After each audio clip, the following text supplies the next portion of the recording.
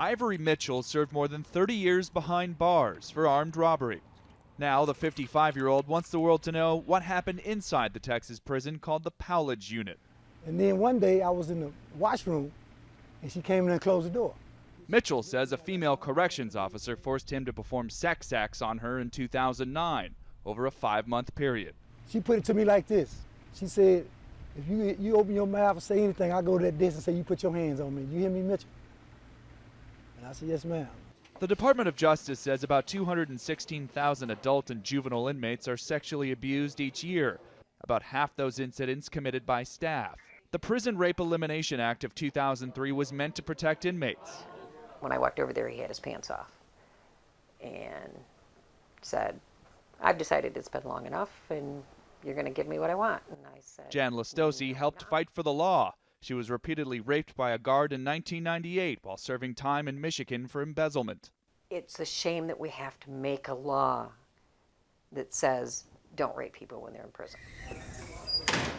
But it took nearly a decade for the federal government to establish standards for eliminating prison rape. Most of the states are still implementing requirements such as surveillance cameras, training for corrections officers, and reporting of sexual assault statistics. Only 2 states, New Hampshire and New Jersey, fully comply. 7 states have opted out, facing a loss of federal funds, including Texas. We get thousands of letters every year from prisoner rape survivors, and about a quarter of those letters are from Texas. Texas state prison officials say requirements like same-gender monitoring of inmates is too costly and too difficult to enforce. With a GOP-controlled Congress, Senator John Cornyn of Texas plans to renew his push for reducing financial penalties for states that don't comply. His rationale, the penalties could harm grant programs for sex assault victims on the outside. But the chairman of the commission that came up with the guidelines says taking the provision out would totally obliterate the incentive states have to comply with the law. The paradox for inmates, reporting the crime may put them in danger.